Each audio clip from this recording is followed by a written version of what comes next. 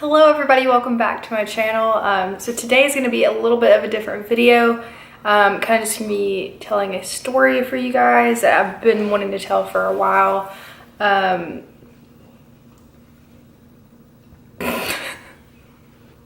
Anyways, I've been kind of going back and forth on how I wanted to tell this story, or whether or not I really wanted to do it at all, because I don't want it to seem like I'm wanting people to feel sorry for me or like apologize that something happened to me or anything like that, because in the end, like, everything happens for a reason. I know that sounds really cheesy, but like I'll kind of get into it more of like this happened specifically to me at this time for a reason, and I now know what that is. So just bear with me. Some of the details I might have to think about for a little while, because this actually happened in 2015, so it's been about 4 years. So yeah, we're just gonna get started. Another reason why I wanted to tell this story is to relate to people that this has happened to, or anyone who's experienced trauma at all, really in any sense, to kind of just let you know that like you're not alone. And if you want to watch this video, kind of see like everybody deals with it differently, but kind of how I dealt with it and am currently dealing with it. It's not something that I really think about that much anymore, but it's something that I feel like affects you when you go through a traumatic experience kind of for the rest of your life. So yeah, that's just kind of another reason why I feel like my experiences that have happened to me in my life are meant to be shared to help other people. That's kind of what I feel like part of my calling is. That got really deep really right there, but this video probably will be in general. Also, I don't know why she just wanted to join this video and she's just staring at me, so let's get on with it. You guys probably know, I'm not sure exactly what I'm gonna title the video yet, but I'm sure from like the pictures and everything that you guys kind of know the gist, or if you know me in real life, you kind of know what's going on already. But essentially, right after I graduated high school, I got a job at Best Buy. This is unrelated, but it kind of ties into the story a little bit. I was still living at home, and I had a pretty long commute to work. It was about an hour. And I left for work one morning really early. It was about 8 a.m., maybe 7:30.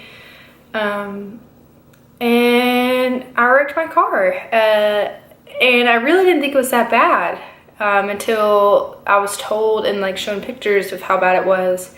Because obviously I'm fine, and I'm really blessed to be fine, and nothing major happened to me physically or anything like that. So again, I'm so lucky. And again, I'm not trying to make this video to be like, please feel sorry for me, because obviously like I'm totally fine. Like nothing major happened to me.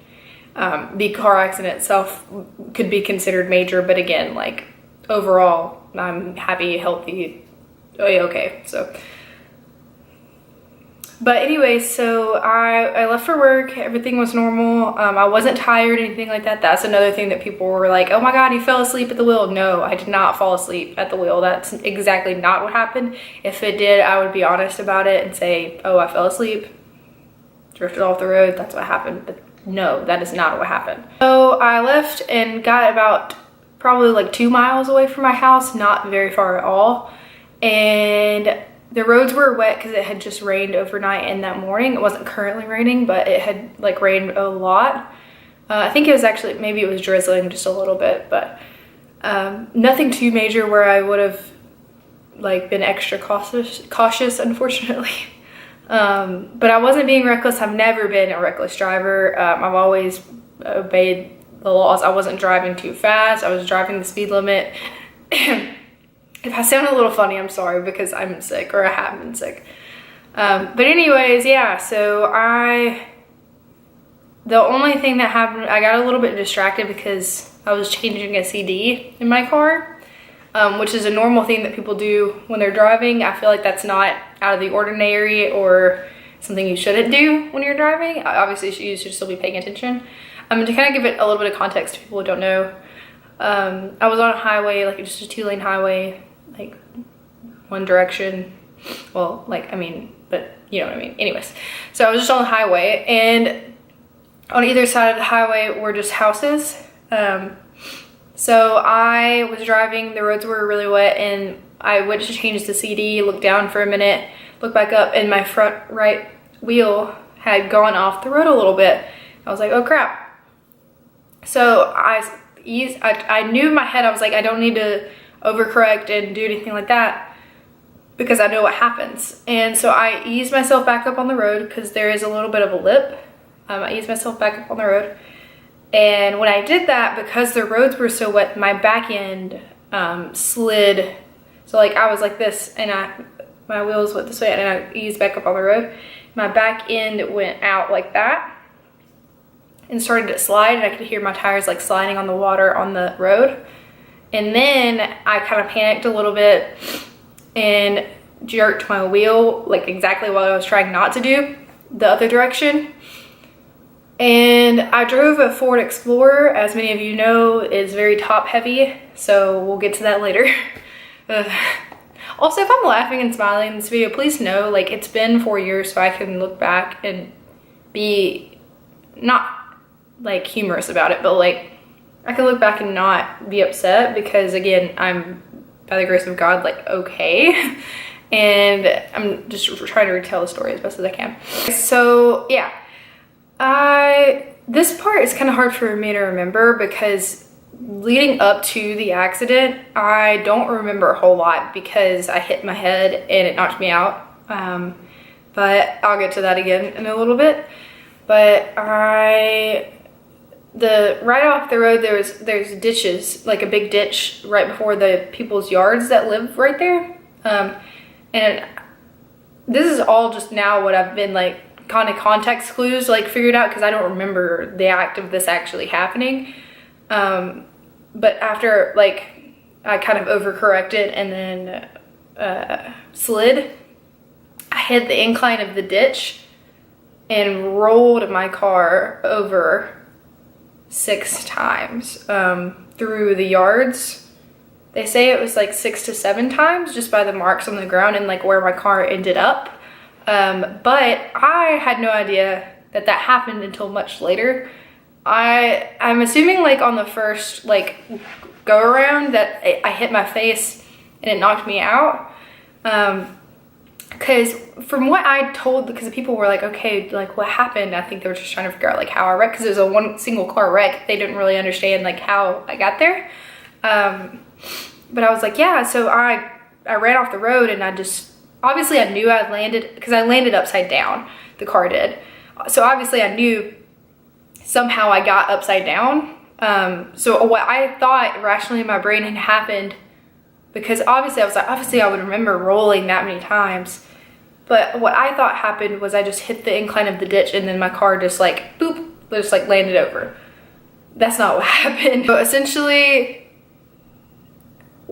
I came to, and this is hard to explain, but I was curled up like this on the driver's, like in the driver's seat, obviously, because I was driving, like on my side, facing the passenger seat window, and I was very confused, just very, like, I had no idea what was happening. If you've ever been in a car accident, you can understand, like, you're very disoriented, even if you don't get knocked out, like, you're like, I don't, because and something that you never forget is just the noise, because even though I was unconscious, I just remember all of, like, screeching of the tires and the metal breaking and things like that. That's what's really, like, engraved in my mind, the glass shattering. But so I came to, and I hear this lady screaming, and I had I was in the car, but my car had ended up in one of the lady's yards. I had no idea who she was. But she was freaking out. She was like, oh my God, she's not awake. She hasn't come to. I don't see her moving. She was on the phone with the ambulance. She had called 911. And I have to think about, like, I think about this a lot, like how scary that must have been for her to see a car like barreling towards her house and not knowing if I was okay or who was in there, or like if the car was gonna explode or anything like that. Like, I have to think that was really a scary moment for her too. I really got to talk to her or like see her face or really anything, because from what I could see like her legs out of the passenger window, because everything was really squished.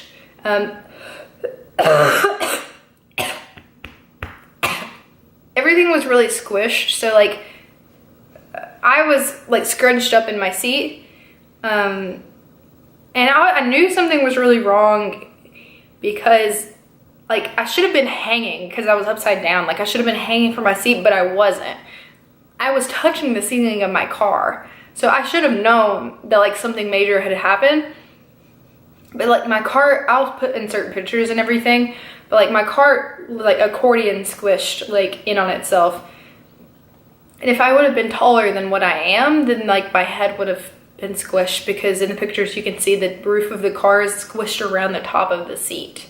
And that just baffles me sometimes. Anyway, so I hear the lady, and I don't remember what I said, but I remember saying something to her like I'm awake or I'm alive. I don't think I said I'm alive, because I remember like knowing that I was okay and fine like when I woke up. I just don't remember exactly what I said in this moment. But then all of a sudden I hear like some commotion outside the car, and my first instinct was to just get out because I felt fine, and I was like, okay, I just need to get out. But I obviously couldn't open the door and couldn't go out my window, because my window like on the driver's side was completely like not there. Like it was just like a squish thing. So my first instinct was to crawl out. Like I undid my seatbelt, and the lady was like, they said don't move, they said don't move, they said they're coming, they said don't move. And I was like freaking out a little bit, because I was like, they're making this a big deal. I obviously think this is a big deal. And all I remember in this moment, I didn't feel much pain yet. I remember touching the back of my head and pulling my hand back, and there was a lot of blood. Gosh, she scared me so bad. Anyways, I remember touching the back of my head and the back of my head being bloody. I think part of the car had hit the back of my head, because I had a pretty big scab there. Again, I'll put whatever pictures I can. Anyway, so before the ambulance got there, this is something that's pretty wild to me that this happened.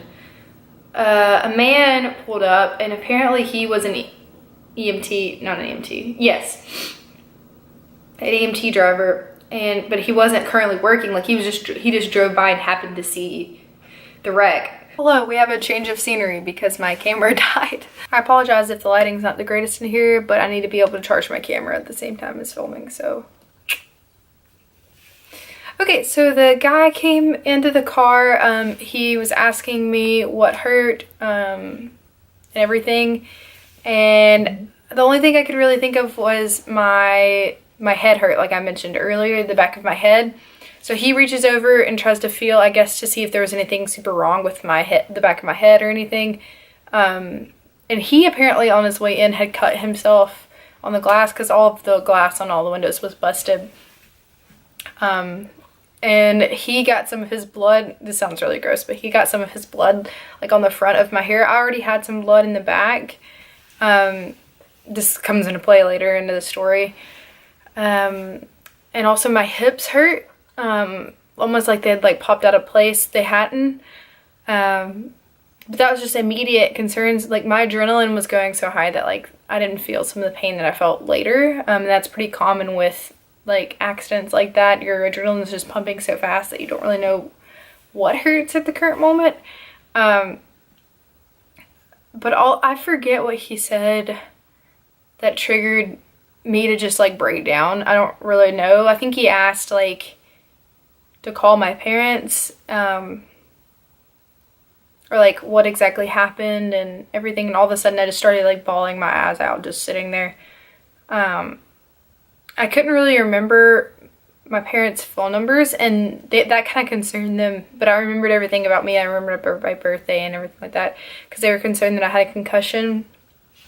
I couldn't find my phone, obviously. I mean, I had flipped my car 6 times, so all of my stuff was just like everywhere. This sweet lady that I landed in her yard had gathered up all my, like in my purse and my wallet she found like in the road. Some stuff was in her yard. She found my phone. Obviously it was shattered, but it still worked. And so, but it was, I think it was dead or something, or I was just in too much shock to like know I could work my phone. So because I was only like a mile away from my house, at this point the ambulance showed up. They asked me, I'm skipping parts, I'm sorry. But basically at that point I was like, dude, like the guy who came in and helped me, I was so thankful for him. I was like, hey, I can get out. I feel fine. Like, I can move all my limbs. Like, I'm okay. I can get out. I had a big scratch along here that you'll be able to see in some of the pictures where I was bleeding. It looked like it almost like took my ear off, but it wasn't anything major. I didn't need stitches or anything. And I had a big bruise on my jaw where I had hit something. I think that's what knocked me out. But other than that, totally fine. It hurt to wash my hair the next day because I had a big scab on the back of my head. But again, like, super grateful that that's all that happened. Again, I'm skipping parts. But he said, no, you can't move because even though it might not hurt now, you probably have, you might have some neck or back damage. And at the time, I think that they were making it a bigger deal than I was because they could see what actually happened. And I thought that I had just flipped my car over once, which is still a big deal. But, like, they saw that, like, my car was way off of the road. So, obviously, I flipped it multiple times, like 6 or 7, like they said. But, I didn't know this at this point. I never saw my car physically. I only saw pictures of it. So, the ambulance ripped open the back of my car, which was very scary sounding.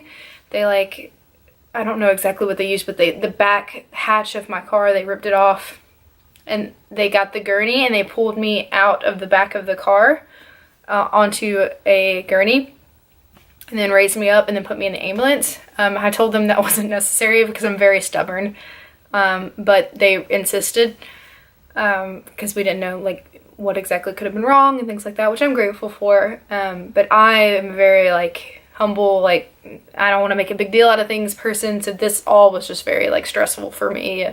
I already was in enough, like, freak out mode. But then that's when the cop started asking me, like, hey, we need to contact your parents, like, who can come get you from the hospital. I couldn't remember their phone numbers. So I feel so bad that I had to do this, but we were so close to my house that I just gave the cop lady my address. And so she had to go physically tell my mom and my dad what happened. And my mom, now knowing, like, my mom told me the story and she said that she was so scared that she was just telling me that, like, the lady was just telling her that I was okay even though I wasn't.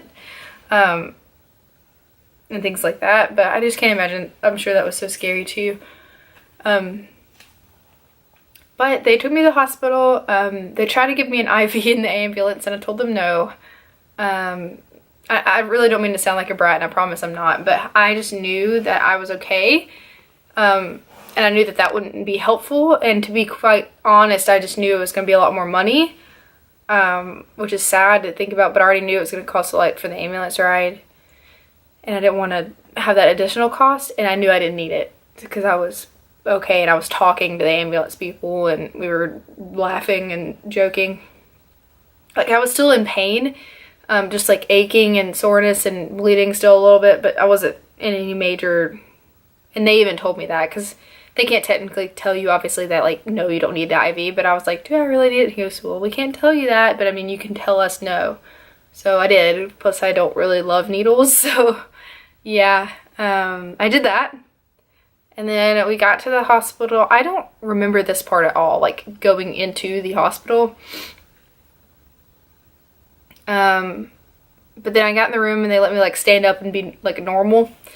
And then they took me to do x-rays and an MRI to make sure my neck was okay because I had neck pain previously, but I started feeling everything. All of a sudden, it hurt to move my neck at all. It wasn't a sheep sharding pain. It was more like a dull aching pain. But they just wanted to make sure everything was good.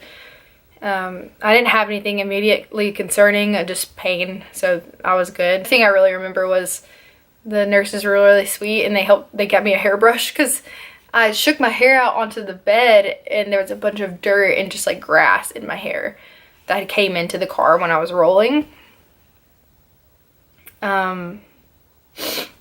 And then my mom and my dad and my brother and my grandmother came to the hospital.